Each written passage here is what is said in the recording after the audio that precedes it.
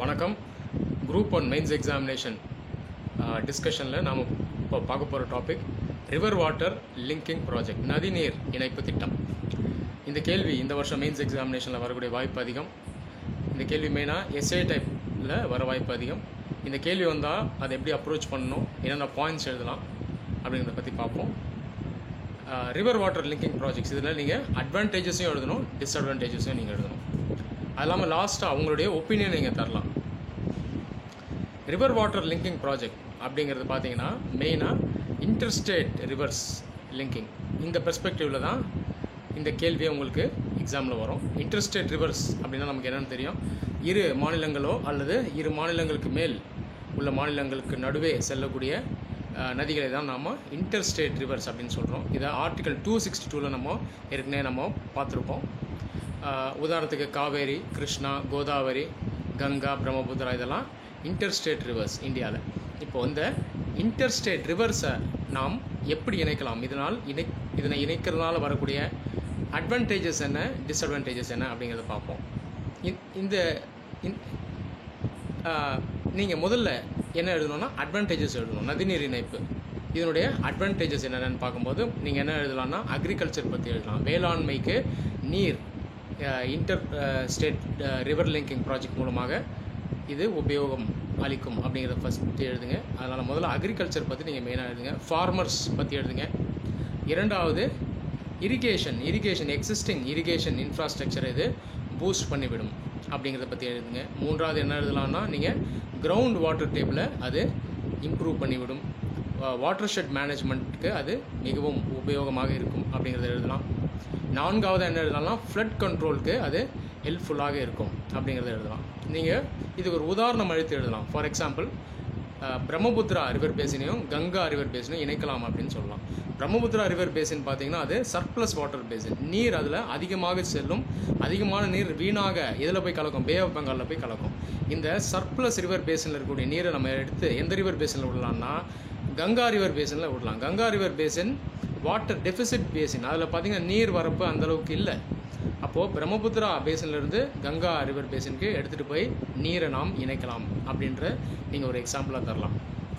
இதனால் வரக்கூடிய நன்மைகள் என்னன்றது நீங்கள் எழுதலாம். Flood control, water for agriculture, hydro electricity generation, இதெல்லாம் நீங்கள் அதில் அப்படியே பாயிண்ட்ஸாக எழுதிட்டு வரலாம். பெனிஃபிட்ஸ் எழுதுனதுக்கப்புறம் நம்ம என்ன எழுதலாம்னா அதனுடைய டிஸ்அட்வான்டேஜஸ் என்ன, அதில் இருக்கக்கூடிய சேலஞ்சஸ்லாம் என்னென்ன அப்படின்னு எழுதலாம். டிஸ்அட்வான்டேஜஸ் பொறுத்த வரைக்கும் அதில் வரக்கூடிய டிஸ்அட்வான்டேஜஸ் என்ன பார்த்தீங்கன்னா மெயினாக என்விரான்மெண்ட் வச்சு எழுதுங்க, சுற்றுச்சூழலை வச்சு எழுதுங்க. நாம் நதிகளை இணைக்கும் போது என்ன ஆகுதுன்னா நம்ம சுற்றுச்சூழலுக்கு நேச்சர் இயற்கைக்கு எதிராக நாம் அதை இணைக்கிறோம். ஏன்னா ஆர்டிஃபிஷியல் மீன்ஸில் தான் நம்ம இணைக்கிறோம். அப்படி இருக்கும்போது அந்த வாட்டருடைய அந்த நேச்சுரல் ஃப்ளோ அதனுடைய அந்த பாத்தை நம்ம மாற்றி எடுத்துகிட்டு போய் நம்ம இணைக்கும் போது என்ன அது சுற்றுச்சூழலை பாதிக்கக்கூடிய ஒரு வாய்ப்பு இருக்குது. அதை பற்றி எழுதுங்க. அந்த நேச்சுரல் வாட்டர் ஃப்ளோவை நாம் ஆர்டிஃபிஷியலாக மாற்றுறதுனால என்னென்ன ஏற்படும் அப்படின்றது அதுக்கு ஒரு உதாரணம் எழுதலாம். நீங்கள் ரீசெண்டாக இப்போ இந்தியாவில் இணைக்கப்பட்டிருக்கக்கூடிய நதிகள் கென் மற்றும் பெட்வா நதி, அதுதான் India's first interstate river water linking project. 2 நதிகளும் இணைச்சிருக்காங்க, பெட்வா மற்றும் கென்.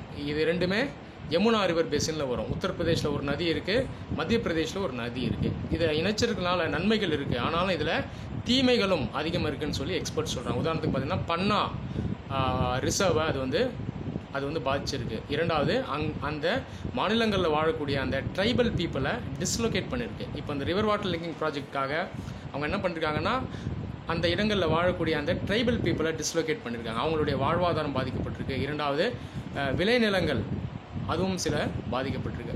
அதனால் இதனுடைய டிஸ்அட்வான்டேஜஸை பற்றி எழுதுங்க. சேலஞ்சஸையும் எழுதுங்க. இதில் என்னென்ன சவால் இருக்குன்னு எழுதுங்க. காஸ்ட், இப்போ 2 நதிகளை இணைக்கணும்னா அது வந்து எவ்வளோ செலவாகும், லட்சம் கோடி செலவாகும், ஏன்னா லேக்ஸ் ஆஃப் க்ரோஸ் செலவாகும். இதை இந்தியா போன்ற ஒரு நாடு அஃபோர்ட் பண்ண முடியுமா அப்படிங்கிறத பற்றி எழுதுங்க. இதுக்கு எவ்வளோ நேரம் ஆகும், இதை எவ்வளோ ஈஸியாக இணைக்க முடியும், இதுக்கு நம்ம வெளிநாட்டிலேருந்து எக்ஸ்பர்ட்ஸ்லாம் வர வைக்க வேண்டிய மாதிரி இருக்கும். இரண்டாவது எல்லாத்துக்கும் மேலே இதில் அரசியல் நிறையா இருக்குது.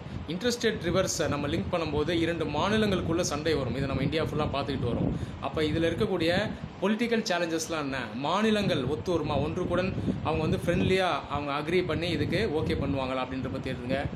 இன்னொன்று இதில் இன்டர்நேஷ்னல் கோஆப்ரேஷனுமே தேவை. உதாரணத்துக்கு இப்போ பிரம்மபுத்திராவும் யமுனாவும் நீங்கள் கங்காவும் இணைக்கிறீங்கன்னா அதுக்கு பங்களாதேஷோட ஒரு ஒருங்கிணைப்பும் தேவை. இதில் அவங்களும் இதில் வந்து ஒருங்கிணைந்து வர முடியும். ஏன்னா பிரம்மபுத்திரா நம்ம நார்த் ஈஸ்ட் பகுதியில் ஓடுது, அதை நீங்கள் கங்கா பேசினோட இணைக்கணும்னா அது பங்களாதேஷ் வழியாக கொண்டு வந்தால் நீங்கள் இணைக்க முடியும்.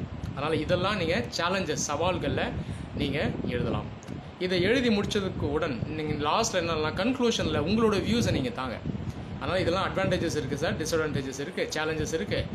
இதெல்லாம் மீண்டு வந்து நாம் நதிநீரை இணைக்கலாமா வேண்டாமா அப்படிங்கிறது உங்களுடைய ஓன் வியூஸ் தாங்க. இப்படி கொடுத்தீங்கன்னா உங்களுக்கு நல்ல மார்க் வரும். ஸோ உங்கள் ஓன் வியூவில் நீங்கள் என்ன தரலாம்னா, பேசிக்காக நீங்கள் என்ன சொல்லலாம்னா, இன்டர்ஸ்டேட் ரிவர் லிங்கிங் ப்ராஜெக்ட்ஸ் அது வந்து காஸ்ட் அதிகம், இரண்டாவது அது என்விரான்மெண்ட்டை பாதிக்கக்கூடிய ஒரு வாய்ப்பு இருக்குது. அதனால் நம்ம என்ன பண்ணலாம்னா, இன்டர்ஸ்டேட் ரிவர்ஸை லிங்க் பண்ணக்கூடிய அந்த ஒரு மிகப்பெரிய ஆம்பிஷியஸ் ப்ராஜெக்ட் பண்ணுறதுக்கு முன்னாடி முதல்ல நம்ம இன்ட்ராஸ்டேட் ரிவர்ஸை இணைக்கலாம். அதாவது ஒரு மாநிலத்துக்குள்ளேயே ஓடக்கூடிய நதிகளை, சிறு நதிகளை முதல்ல நாம் இணைக்கலாம் அப்படின்றத பற்றி நீங்கள் சொல்லலாம். அதே போல் watershed management, decentralised level watershed management, ஒரு சின்ன நதிக்குள்ளேயே எப்படி அதனுடைய வாட்டர் ஷெட்டை பேசினை எப்படி நம்ம ரீசார்ஜ் பண்ணுறது, ரெயின் வாட்டர் ஹார்வெஸ்டிங் மூலமாக எப்படி ரீசார்ஜ் பண்ணலாம், எப்படி அந்த வாட்டர் ஷெட் மேனேஜ்மெண்ட்டை நம்ம ஃபஸ்ட்டு பண்ணலாம், அதை பற்றி சொல்லுங்கள். இதெல்லாம் நீங்கள் உங்களுடைய ஒப்பீனியனாக எழுதலாம்.